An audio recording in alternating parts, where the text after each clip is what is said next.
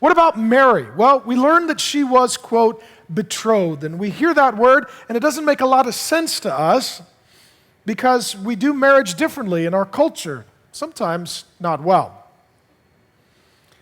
Betrothal was, there was a pledge to be married. Now, a girl could be as young as 12 and be betrothed to be married. She would be betrothed, and then the betrothal would last a year. The betrothal would begin with a simple ceremony anticipating the wedding. The bride and the groom would love each other and want to get married, and their parents would be heavily invested and involved, and they would sign off on this. This is God's will. It's a good idea. We think that these people should be married. So they get together with a religious leader, a priest, a rabbi, a teacher of some sort or kind of scripture. Scripture would be read, a prayer would be uttered. They'd have a sip, perhaps, out of a glass of wine to commemorate. If they were from affluent families, they'd have a party, but these families didn't have a party. How do we know? As you continue forward in Luke, when Mary and Joseph go to the temple, they couldn't even afford a sacrifice. Under the Old Testament law, they offered a few birds because that was a provision that God enabled in the Old Testament law for those who were exceedingly poor. This is a poor young couple from a poor town, from poor families.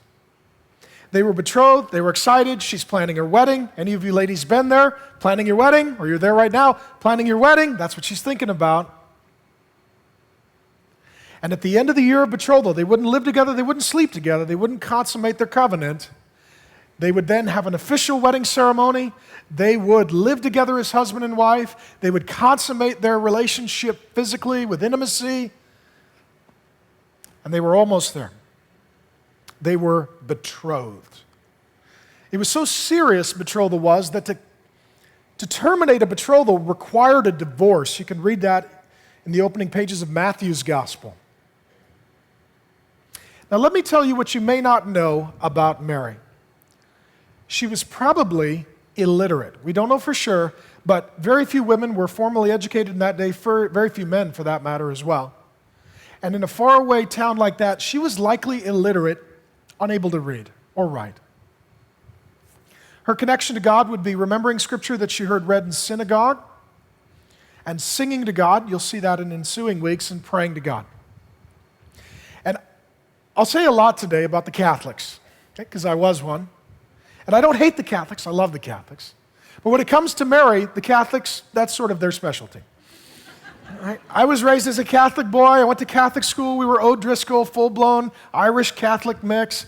My grandma was in a lay order of nuns, pre-Vatican II Latin Mass Catholic. I went to Catholic school, Catholic with a side of Catholic and Catholic for dessert. That's how I was raised.